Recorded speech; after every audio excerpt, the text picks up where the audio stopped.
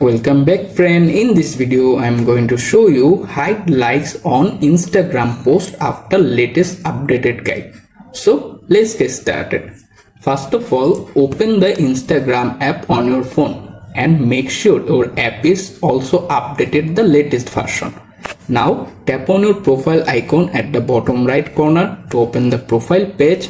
Then look for the top right corner to find the 3-line menu icon. Tap on it and wait to completely open the settings and activity section. Then scroll down further, find the hide like and share counts option. Tap on it. Here you can see the hide like and share count option. Right now this option is turned off. So simply tap on the toggle to turn it on and wait to completely enable it. On Instagram, the number of like and shares on post and reels from other account will be hidden.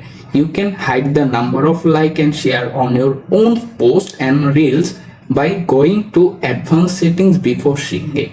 And that's it, how you can easily hide likes on Instagram post after latest updated guide. Thanks for watching. Bye, take care.